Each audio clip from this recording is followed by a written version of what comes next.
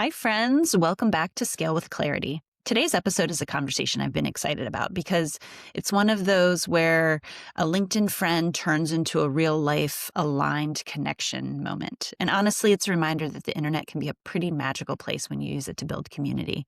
I'm talking with Lisa Klein. She's a business coach and process strategist who helps coaches and online service providers take all those swirling ideas in their head and turn them into a simple strategic plan, the kind that creates momentum without the overwhelm and burnout.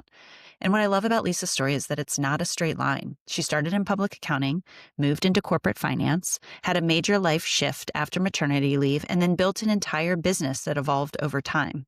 We talk about what it looks like to pivot without shaming yourself, how seasons of life change what you want, and why perfecting your next step in a vacuum usually keeps you stuck.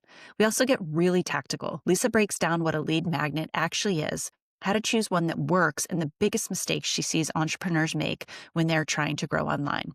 So if you're in a season where you feel pulled in 100 directions, you're thinking, I know I'm meant for something different, or you just want a career plan for what to do next, you're going to love this one. All right, let's jump in. Welcome to Scale with Clarity, the podcast for entrepreneurs who are building a business and a life that actually feels good. I'm Brooke Koeninger, fractional CFO, strategist, and mom of three, and I've learned that scaling isn't just about hitting revenue milestones. It's about finding alignment between your big vision and your everyday reality.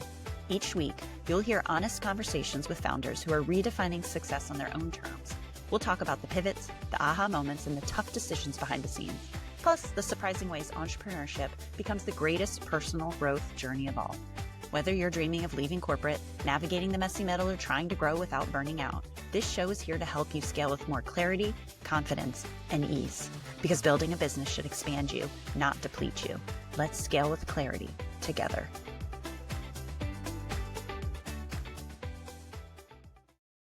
Lisa, Hey, thank you so much for being on the podcast. super excited to be here. I am just so grateful because I joke around. I don't know if I've told you this before, but I'm like, my LinkedIn friends that are so amazing and accomplished, and it makes me sound like I'm just like online dating with a lot of like friends, but that is where I'm meeting so many amazing people, you included. So I'm excited to have this conversation, and thanks for just taking the time to share I'm your story. so excited. Thank you. So we talked a little bit before this. I gave you a little heads up, but I would love for you maybe to start, introduce yourself, what you do now, and then as I usually do, I want to take us back and talk about like your history, your work history. Sure. So I am Lisa Klein, a business coach and process strategist. I help coaches and online service provider take all those ideas that are swirling around in their head and turn them into simple, strategic, clear plan with a clear path to really avoid the overwhelm, the burnout, and all that comes with entrepreneurship. You're like jumping into my head. It's like you have a like x-ray machine of my brain. And I have to imagine most entrepreneurs, whether it's the chicken or the egg, I don't know which one, that's how their brain is. You have so many ideas. You're excited. It's a roller coaster of emotions to have someone like you that can be like, okay, my business, scale with clarity. I like clarity. Here's what we've got going. I love that. That is, and I just want to normalize that for those that are thinking or are in this, that it is so normal to have like all these ideas and want to run forward. And you need someone to help kind of just be like, okay, here's what we're going to like put a clear path around it for you. And I think too, for those that are starting out, you're so ready, you're so excited, and you want to just get to point Z. And we're like, oh, okay, we have to start at A Yeah. and we'll get there. But Yeah. it does, right? It's I, the excitement that you just want to go from 0 to 60. and I want to, okay, I'm going to jump around. Hopefully you can follow me. Sorry for all you listeners if this is frustrating too, but this is how my mind works clearly. So hearing you say that, I go to this quote, and I'm going to talk mainly to women, but you always hear about women don't apply for a job, say, until they're, overqualified and they're just really ready. And I know that this is the same with entrepreneurship. So a lot of women specifically I talk to, you have this, me included, has this mindset that I'm going to jump in. I'm so excited and I've got to, it's got to work, which says something about me right away, or else that means I'm doing the wrong thing. And hearing you say that and normalizing that having a path and testing things out and iterating and all that is all part of the process, and it's not going to be right away, and you're not going to have everything figured out. So bringing in people that can help and kind of straighten that out and then normalize the, oh, what did we learn from this? Let's pivot is so needed, especially at least the women I talk to. I'll equate it to sometimes to a puzzle where there's all these pieces, right? And you're good at this piece and you've gotten this color and this section filled out. And then you're like, oh, it's great. And then like a piece comes out and you're like, help, how did that happen? Right? Wait, that wasn't in the plan for that piece to fall out. Plan. And now I got to figure out how to patch that up. And that's when you're running a business, there's so many different pieces to the puzzle. And it's about how do they come together? And then how do they stay? Yeah. Okay. We're going to dive into a lot of that because I know you have a lot of great advice specifically for people on this path. But I want to hear more about your story too, because when we first met and learned about this, it just so resonates with so many people, myself included, that I've talked to. So you were in a traditional job prior to going out on your own. Can you talk a little bit about that and what you were doing before? And I want to dig into just that path to leaving and how that worked out for you. Had several pivots along the way. Also, we're going to dive into, so I love that. Rewinding, I started my career in public accounting. Right? You and I both, right? And we, Yep. early on, I was like, this isn't for me, but It's a predetermined path, right? You're like, okay, this is what I studied. I guess this is what I'm going to go into next. I like numbers or figuring problems out. Honestly, that was for me. You talk about puzzles. I love puzzles. Yes. The numbers were it. Degree in accounting. This was the path. Exactly that. So you get out of college, you have a job. You're like, this is it. This is what I'm doing. And it was miserable, right? It was 60-hour work week, all the things, And I was like, how do I get out? I don't know what's next. Like, this is all I know.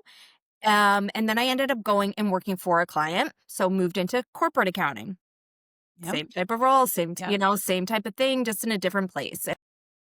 I did that for a couple years. Within that, they were doing some reorgs. I moved over into more of a finance position. And that's kind of where I was until I was actually out on maternity leave. And again, reorgs, companies. Yep. Merger. Still happening. Still happening. Everyone who's in a corporate job, yes, still happening.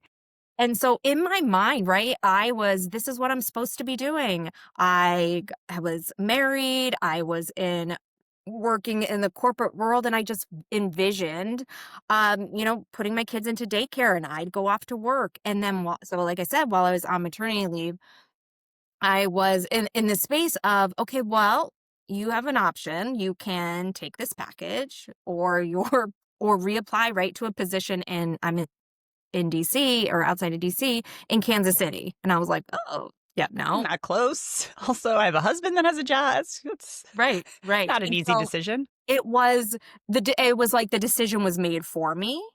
And like we've talked about before, it's like, but then I was home and I'm like, and now what? Now what do I do? And I have a newborn. And so that's kind of where my path has been. Okay. So for that first pivot that you did, so you had talked a little bit about being unhappy when you were in public accounting, switched in-house. Were you still, I always like to say you're blissfully unaware of your unhappiness, or were you aware still? Like you were trying different things, but you're like, I don't love this, but I just am on the path that I've already chosen. So yeah, I don't think I knew then, right? I was young and I was right in a job, and again thought this is what I should be doing. So it became a little bit, I use the word better, because it wasn't as many hours, right? I could leave. I was more in control of my schedule in the position that I was in. I had a team under me, and so it was kind of like in that path. And I was okay because that's what I thought I should be doing. Oh, it's so crazy looking back. And I always try and tell myself now, because I'm trying to figure out my next step. I'm like, no, you didn't know 10 years ago. Like, why do you think now you're going to be able to play this out? But looking back, almost what a blessing that it was to Kansas City and such a change, because perhaps you would have just stayed. Like, it was okay and fine. But now knowing where you are, can you imagine if you were like, your life is so different now, right? And so the decision is almost made for you, and it's like, okay, I'm not going to do this. I have a young baby at home. What was your thought process? Let me just apply to different jobs. Were you like, I need to take a pause? What was the mindset then when you were going through that? I wish I could remember. 17 years ago. So yeah, I think I was just in this place of, right, I received a package. I was fortunate enough that I was like, all right, we'll see where this goes. And then we'll start applying. And I still remember some of the horrible interviews that I went on because I was like, what did I even apply to? And why did they even bring me in? Like I'm not qualified, right? All the Yeah. things. Yes. And even driving there, I remember some of those that I was like, I don't know if I can do this commute into DC, and Yeah. this is gonna, right? And so things shifted pretty quickly, and going from being that stay-at-home mom with a newborn to, oh my gosh, how am I gonna make this work? Even though originally it was like that was the plan. Yeah. Yep. Yep. So took the package, stayed at home. At what point did you start thinking, what's next then? Because that was essentially you pivoted, right, to Mm. starting your own. So it was several years later. I was doing when my daughter was about 1, I was doing a part-time work. So I only went into the office 1 day a week.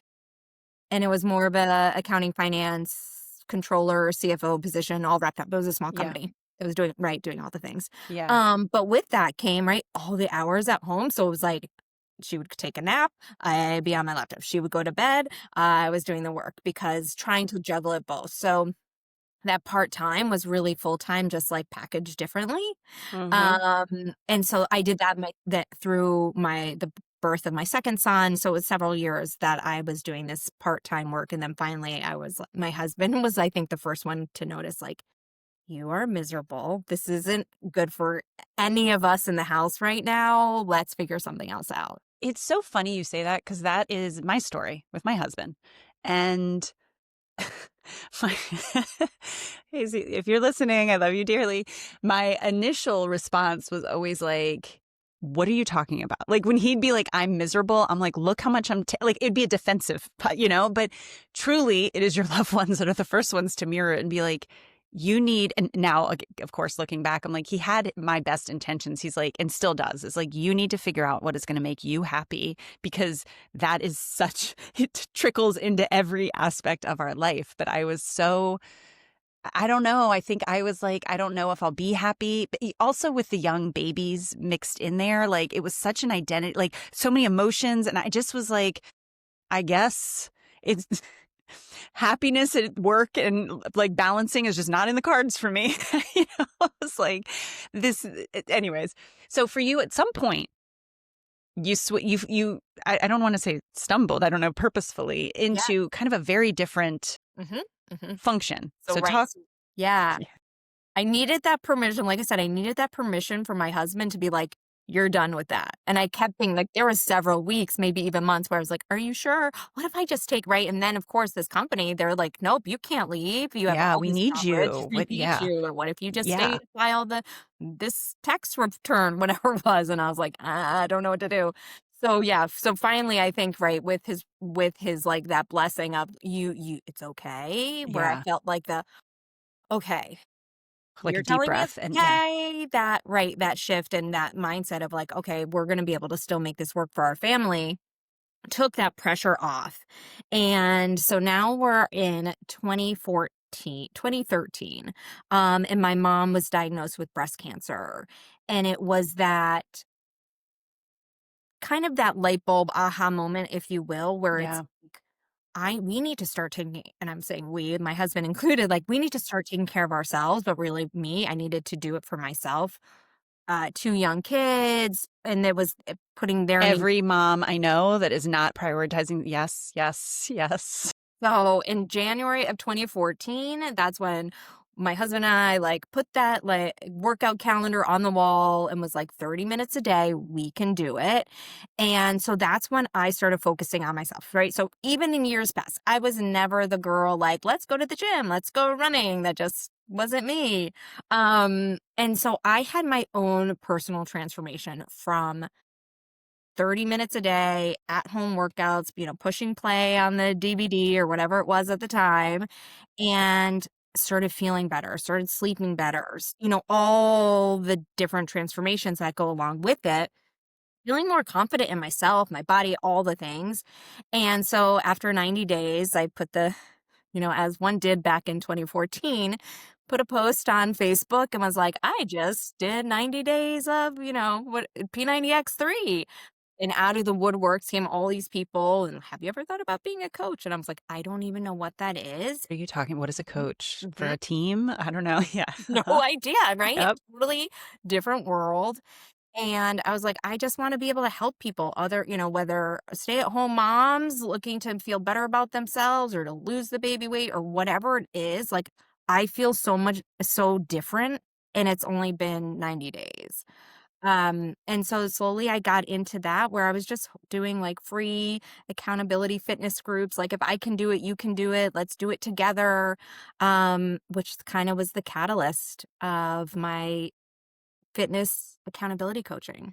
I love this, Lisa, not only because it's a very big pivot from what you were doing before, but the underlying nugget there is I feel like a lot of times we can realize that we're unhappy and try and stay in our heads about what's the answer, what's the solution. Like this is what I've done in the past. This is what my resume says. This is where I should go. Like speaking from personal experience and trying to like strategize your happiness. And it really comes from your energy. And I even hear you saying this, like you completely transformed yourself. You wanted others to feel that way, like sinking into like, I don't know where this is going to go, but I know this is what's providing me this energy and happiness and lightness, and following those breadcrumbs is like the place to start. I love that. I love that. So, okay. So this became then your new world, your job, right? You supporting other men and women, I guess, in this Yep. health journey, we'll call it. Yes. So started with fitness, then I started, nutrition along with that. Then it was the mindset piece, a lot of personal development. And again, it was just sharing what was helping me and bringing people along and being part of their journey. And I always say, like, it felt natural. It felt like this is where I always should have been. My mom was a teacher. She, I grew up seeing her being like the favorite one in our town, like the one teacher everybody wanted.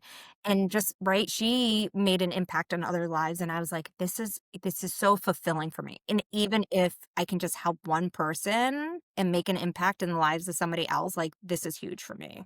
It's totally releasing the desire for the outcome and sinking into, which I know you and I have talked about it. Everyone I talked about, it's like in any business, it's like if you can release that and just sink into the presence of just what you were doing. God, Gary Vee talks about this all the time, right? It's like what you're doing now and just enjoy that. Like the outcome will come, and it seems so okay, but like there's so much truth behind that too. Is like, and it's the hardest thing. Is like, but I love what you said. If you could if one person, you're like, this is worth it. Like this is exactly who I want to help and what I want to do. Did you okay, so there's finding your passion, or finding, at least for that time in your life, what is fulfilling you. It's a very different, you're running your own business. Did you have your own coaches helping you? How did you like find clients? Like that's been a journey for me too, is going from corporate. There's a lot of different skill sets you need to develop when you're on your own. So how did that work for you? Now I'm like, okay, what year was it? 20? I should have you write it like a bio. Everyone needs to write their There's my resume. timeline so we can remember. Yeah. So in 2019, I hired my first business coach. And I just You're like, remember the same thing. Like, should I do it? I don't know. Should I? Right.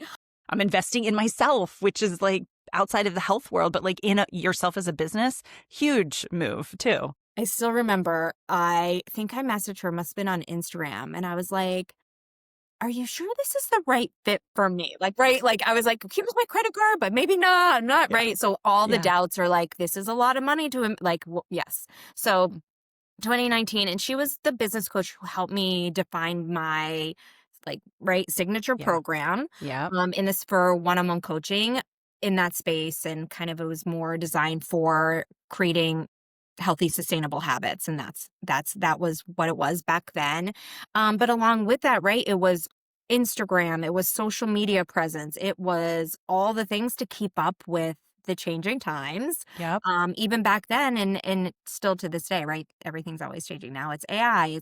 There's always, right? There's always Yep. something to continue to learn Something. to There's help. new platforms, which we'll talk about too. I mean, there's so many places to, find your clients and try and keep up with the algorithms, all that stuff.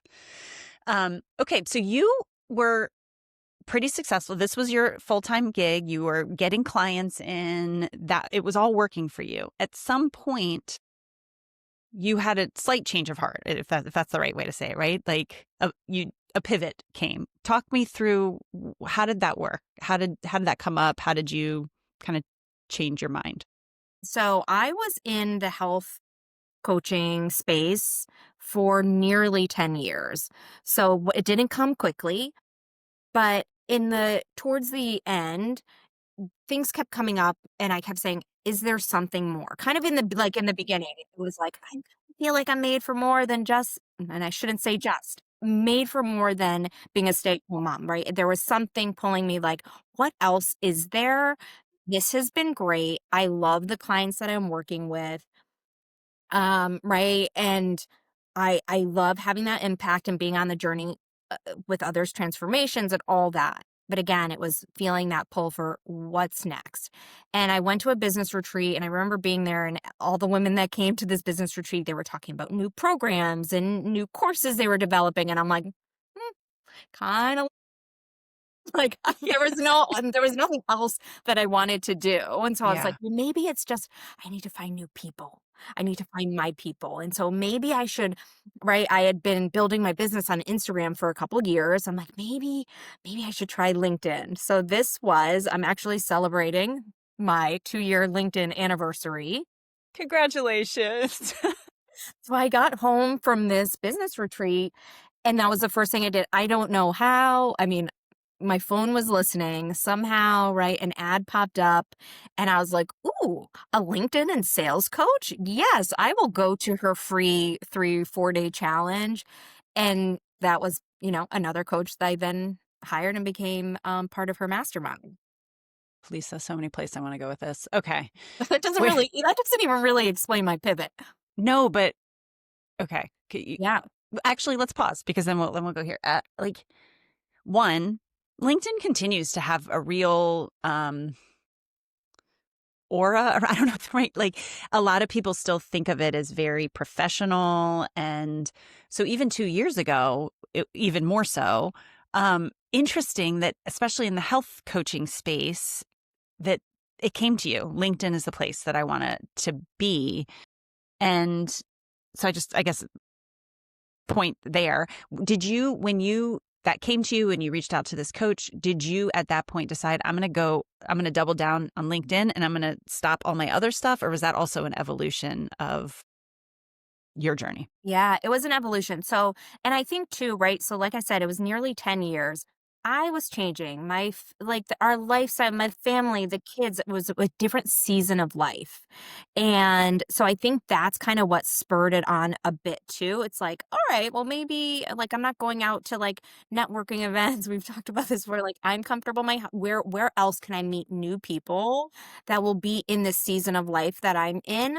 But also, how do I connect with maybe those women that are in the workforce, aren't taking care of, they're not making their health a priority, but they want to. And I was like, I'm their solution. I will tell them what they can do, how they can do it. Here's your I meal have plan, all so the. many answers for them, so many things to help them. Yes. Yes. However, when I did come to LinkedIn, those women are too busy to even be on LinkedIn, right? So Yeah. Yeah. so yes, so I came to LinkedIn and as a health and wellness coach and accountability coach,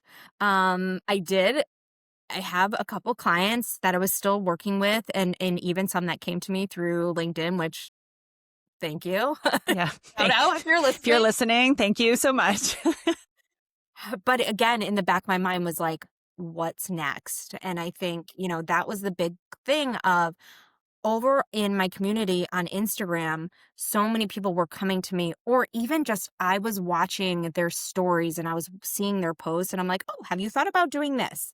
So, my friends that I was connected to in the community that I had on Instagram, I was always in their DM saying, oh, well, have you thought about this for a lead magnet? Have you thought about, or people were coming to me and saying, how are you getting clients now? Things are changing. What are you doing for this? Oh, loved your live or loved your workshop. I want to do that. And so I was kind of on the back end, just naturally helping my friends Yes. with their business. Yep. It's responding to the questions that are coming anyways, and which is sort of the breadcrumbs that leads you to the next thing that you're going to be doing. Okay, before you talk about where you introduced yourself at the beginning, so we know you evolved from that. But for your pivot journey too, like not just leaving corporate, but then from health coaching and deciding there's something different. I want to. I've said this before, but it just is worthwhile saying again that I think every time I've pivoted in the past, and I've gotten a lot better at this, but I used to shame myself and look at it as like shiny object syndrome or something that you're not, you just like I already said earlier in this, I'm not going to be happy. Instead, I've started in the last year and a half, and I truly believe this. It's just like kind of getting ingrained is that it is such an evolution. You said it already. It's the season of life you're in. We are always meant to be learning and changing and evolving and shifting. And to look at that as like, even if it's a complete 180 shift to others, it's coming from a place that you're like, oh, I've learned that this, whatever it was, is no longer for me, or whatever part of that isn't it. And it's an evolution forward. And you never know that until you look back and you're like, oh, that makes sense. The path that led me here. And so I love your story. So thank you for sharing that. I don't know if that resonates, but I'm like, I know I did it. And I feel like others may be looking at themselves. If you're in an unhappy place, you've gone to school for something and you've worked really hard for 10 years and you're like, how am I going to give this up? This is just like, that's like such a sign that it's like, what is out there and what else could possibly be? I love that. Yes. Yes. And I would say to that and anybody that's listening is no shame. Like life is short, right? Like you need to, and that's kind of like my motto. It's like, although my husband will probably be like, you need to practice what you preach. But it's like doing more of what makes you happy. And so, and it doesn't, it's hard to say, you don't have to worry about everybody else out there or what they're thinking, because truly it's only you that matters, and how it impacts you, your family, and that sort of thing it has to feel good. You have It to wake does. up every day to say, oh, this is what I get to do, not this Yeah. to do. And I think the evolution of that too is, again, for moms. When I left my corporate job, I also had this idea, it was very similar to what I was doing, and I had it in my head. And I had this sort of negative connotation. If I was going to do too much at home, it said something about me. And I had heard this, so I don't know and I threw it away. So I don't know if it'll be the same for those listening, but our lives and our professional lives are so long, and it is seasons in life. So when you have young kids at home, and I sort of thought stepping back was there's gonna be this old theory that like you have a gap in your resume or you've worked this, even if you're on your own business and you've done this, you've built up this clientele, this customer base for however long, and you're going to shift. Like there's nothing that you're throwing away, and nothing is forever. It's always like, and so for me, if I just had given myself more of that, like sink into what is filling me up right now and know that that's not forever, I actually would have strengthened the muscle a lot quicker that shows me what happiness is. And that is what I'm trying, you know what I mean? Because it is a muscle, especially with moms, like you already said, not prioritizing yourself, that the only way you're going to build a business or a professional life or a life, let's just say a life that really fills you up, that is filled with all different aspects of your life, is if you practice it in one area. So like give yourself that ability to take the break or work from home and do a part-time thing, or try the job and see if that lights you up, because that's going to be your guiding post to the next thing, Okay. So tangent. So now we're back. Okay. So you were getting questions about online space. How did you do this? And this was really on the Instagram side, right? So you had joined LinkedIn as sort of a newbie, but you were still getting all these questions. So how did that come together into where you are now? Yeah. So it was right, asking myself, I've now, right, been a business owner for nearly 10 years. Can I make this pivot into doing the things that I've already done for myself, but helping others do that? And so I kind of started dabbling. I started working with some coaches that I knew in my industry and was like, I can help you with that. Kind of doing more of like the back end, more of like an OBM type role.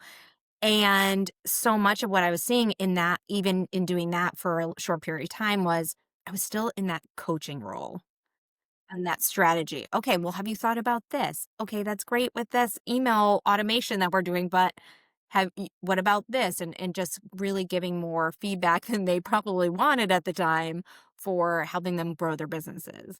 Okay. Another lesson I want to pull from here because I love this is uh, I'll talk to the people that are still in their traditional jobs, whatever it may be, but this may resonate to others, is about what would I even do? And I think a lot of times we're tied into what people have already paid us for. And we forget everything we're doing. Again, I'll go back to a corporate job. A lot of times you get hired for one thing, but through cuts and reorgs and stuff, you end up getting 17 other roles and tasks and jobs. And you minimize all of that as just or forget even you have a hobby, whatever it may be, but you have all this other stuff that you're doing and you minimize the value in all of that because somebody hasn't, quote, specifically paid you for that specific thing. And so I talk to a lot of people that have left and what they actually end up doing is similar, like you. It's like, I've been doing this for 10 years. I've actually been a project manager. No, that's never been my title, but in my department, I was always the one who had to do the projects from beginning to end, or I always had to lead the offsites. And so this, like, if you think about that, and that's why when people are like, what would I even do? I'm like, you have so many skill sets you don't even know about. So I love that story that you're telling too, because it's like, you can sometimes minimize that, but that's the value. You've been doing it for yourself for 10 years. 10 years of that. It's like huge history, right? Okay. I love that. So people started asking you, so this is kind of the world you came into. You're helping with strategy, you're helping with online stuff, like businesses. You were doubling down on LinkedIn. Is that safe to say? Were you still trying to on Instagram too, or?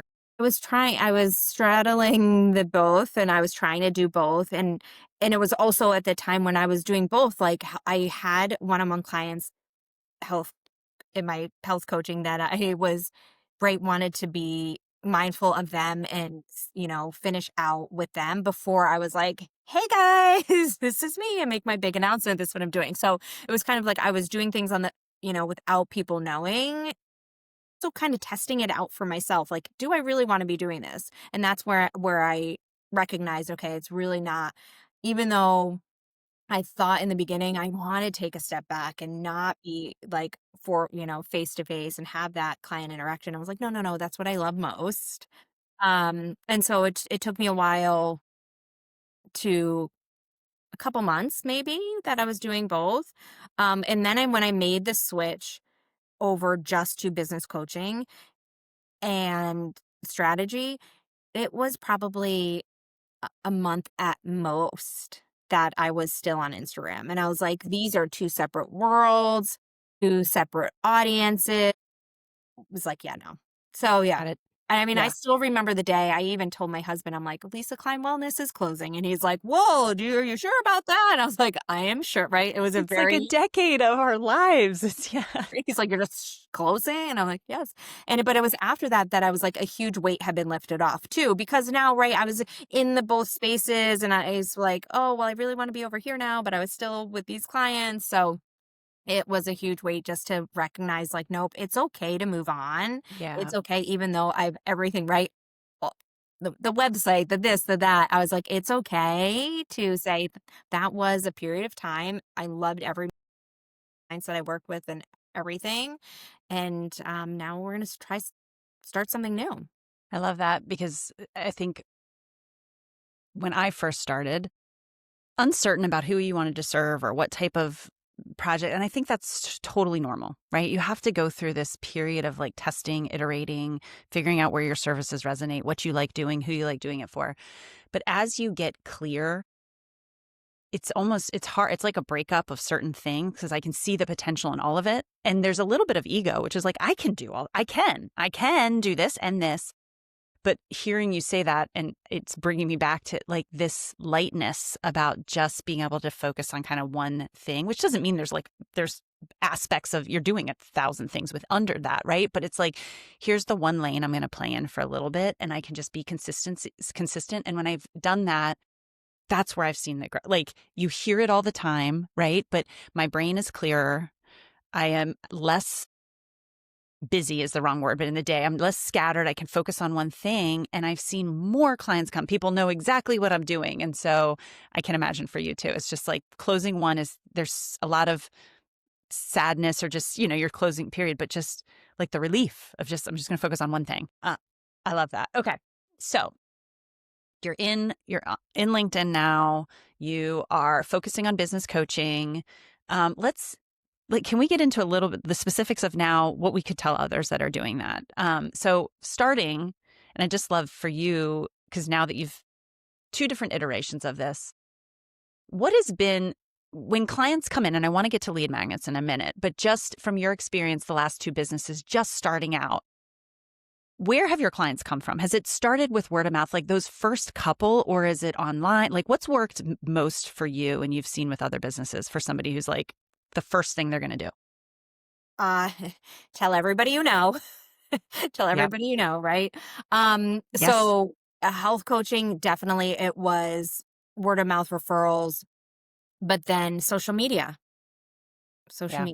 Yeah. And the same now, I would say too, when I switched over, my first couple clients were people that I had already connected with, that I had coffee chats with, that I started sharing like, hey, I'm thinking about doing this. And most of them were like, oh, I could use someone like that. I'm like, oh, you can? Okay, great. You're like winning the lottery. Like, yay. You don't even need to pay me, right? It's like, I was going to just say that. I'm like, and then the next thing is like, we'll just do it for free. I'm so excited. It's like, nope, hold yours. Everyone goes there. Yep. yep. So Oh, that's so funny. Yeah, in the fractional space too, where I am until I like people that are thinking of leaving. I'm like, it is your existing network to start. And you minimize that. Again, they've already worked with you in some capacity. Like you've had 20 years of experience. Like you've worked with so many people. It is someone in that world that is going to be the first one that's going to be like, oh, yes, this is what I need you for. And then you iterate from there, and then to your point online. But like in my mind, that takes a little time to build up, especially if you're not a lot of folks in traditional jobs have not been very vocal on social media about their skill sets and just talking and building up a following. So that may take time. It's your existing network is full of people that are going to be like, yes, I need help. I need what you mean you'll help me out for 5 hours a week or a month, whatever it may be. Like, it's like this eye opening of like, oh my gosh, I didn't even know that was an option. So I don't want anyone to minimize that. and even years later, so I have a client who's a career coach who came to me. She saw what I was doing now on LinkedIn. I worked for her. She was my manager back when I was in public accounting. So I, years and years and years ago. So Lisa, it's the same with me this week. And by the time this airs, but I just talked to a potential client that about working with her, and she came to me through another gentleman that I used to work with back at Morningstar, which was 15 years ago. And I hadn't talked to him since I left Chicago, but he saw what I was doing and then knew. And I'm like, you just never, it's that network, but they will know other people. So, like, it's just so crazy how like, which is also why I don't burn bridges when you leave, because you never know. show up on LinkedIn. It's okay. It's okay. Yes. Yes. Okay. So can we talk a little bit about lead magnets specifically? Because I know you've been doing a ton of great webinars and had a lot of questions about this. So for those that may not be familiar even in what a lead magnet is, can you just give the 30-second version so everyone's on Oh, the same page? absolutely. Because I actually had somebody on Instagram, I shared about a workshop and they're like, I don't even know what you're talking about. I was like, oh, okay. Well, you're not Right? I know it's common terms for those of you that are in the online space. Okay, pause, because those of us from we're like, what is a lead magnet? So think about it as a free resource Something that will attract your ideal audience. It will solve a solution to a problem that they have and gives them a small win, but also leaves them wanting more and leads them, right? So that's the word lead magnet, leads them to a paid offer. So you're giving something of value, something for free that will eventually lead them. And I like to look at it as a funnel. So at the top of the funnel, you're attracting, you're then capturing their email, right? So bringing them off social media. You're then nurturing them and then you're converting. So that's the goal. So cap, attracting, capturing, Yep. You're nurturing. leading them to, I love that. And we talked about this too. So when you are thinking about just starting out, it's going to be your immediate network talking. You're just telling them your word of mouth. You're having coffee chats with people you know. You're asking questions. You're just getting what are your needs right now. So those are going to be your immediate things. But it's going to take some time to grow the next level of that circle that are maybe your secondary connections, people that might not know you, that might find you online through like your LinkedIn connections. This is your second and third degree connections on LinkedIn. And this is where I love thinking about this lead magnet. So this is for those people, it can be anyone, but this is those people that might not have worked with you before, don't know someone specifically, they don't know you specifically, but to your point, Lisa, it's giving them a little window into like, this is the type of work I do, and this is how I do it, or this is my thought process. And I know you can talk more about this, but it can be a PDF. It can be a little like video that's like a 5-minute snippet. I've had some people who are, like mindset coaches give like a meditation. It is whatever your world is, it's a little bit into like, this is how I work. This is how I operate. And so whatever I love that too, because it's whatever you're comfortable with. If you're not a video person, it's a PDF or a worksheet, or now there's AI, chat, like custom GPTs, or yeah, it's like sending a video or a Loom or a podcast, whatever it may be, to people to just give them that. So, how do people, how do you know it's a good lead magnet, or how can you start to think about what that might be for your services? Yeah. So that's a great question that I get all the time. Inquiring minds, i.e. me, want to know. They're like, how do we know it's going to be right? I want to make it successful and convert everybody that signs up. And I'm like, okay, well, it depends because so much goes into it. So I can't say like, this is what will work for you. It really depends on your audience, and what you do along the way. So that nurture, that follow up, the call to action, the branding, the naming, does it solve a problem? And is it aligned to your offer? So I always give the example. And again, like I said, years ago, I was already doing this. I had an amazing, in my world, what I thought was an amazing lead magnet. Everybody wanted it. Everybody wanted healthy recipes that were easy, right? And so it was a 5-day meal plan with recipes, breakfast, lunch, and dinner, had the grocery list, everything. Sign, Yeah. Like 100, for sign, free? What? sign, Okay. sign, sign. It was like, yes. Well, then what? It didn't connect. There was totally misalignment. There was a huge jump to then work with me one-on-one. Yeah, it could work for like meal planning consultations, great. But no, I had this whole nurture series and it was like, work with me, one-on-one to build these healthy habits. And these people were like, I just wanted the recipes. I got So what I that's needed and one of done. the biggest mistakes that I see that to make it be successful is one, making sure you're attracting your ideal clients and what their needs are, not necessarily like, oh, I want to create this for me. And also matching the format. So a lot of times, like, I love hosting masterclasses and workshops and things like that. But if your audience doesn't have an hour of their day to give up, it's probably not going to be the right fit. Yeah, I love that. That's a really, really great point too. Because if you're working with, like you said it even too, when you were going over to LinkedIn and thinking you're going to find but the executive women that you wanted weren't actually on LinkedIn looking for that. So it's finding them where they are, how they want to absorb the information, and what information they want to absorb that's going to link them back to working further with you. A, is there a how do you know if it's not working? Do you give it a certain amount of time and you haven't seen enough conversions? Because I would assume it takes some time to even build up, right? Like you've got to give it a little bit of runway, but is there a hard and fast rule of if no one's converted after a certain amount of time, you're like, something about this isn't working? Biggest thing is taking that time to audit and look at the data, right? Everyone's like, "Oh, dislike email and I don't want to." And I'm like, "Well, that's where it's all coming from. Are people opening your emails? What are they clicking on?" Right? Sometimes it's just the wording. And again, I say small tweaks can make a big difference, even in the name itself. So if you have I talk about lead magnets all the time, but like if there's something that you talk about all the time and it could just be in the naming convention. It could be, Lisa, a good example is you said some people don't know what lead magnet means. So if you're trying, so it's like, what would be a different name that people are like, oh, I'm just starting out. I need some to convert clients. I don't know, whatever it may be. But yeah, it's like if you're using terminology that maybe your ideal client doesn't even know yet. yeah. So And yeah. sometimes too, right, as business owners, we're like, "Ooh, we wanna differentiate ourselves," and then we go down this path of being clever and having this, "Oh, we're gonna use AI to come up with a cute, fun, new, different name so I stand out." But again, it's confusing to everybody else. They're like, "I don't even know what that means, so I'm just gonna keep scrolling." I mean, especially in a world where we're inundated with newsletters and information or whatever, it has to be so clear in the first 2 seconds of like, what is it? What do you stand for? And I'm literally lecturing myself now. I'm like, not clear, not clear. Definitely. We've talked about this. Q4 is an audit time for me in my business. What do I need to switch? So, I love that. Okay. So Lisa, if people listening are like, yep, need you. I need all of this. Where do they find you? I mean, we've talked about LinkedIn, but where's the best place and how can they work with you?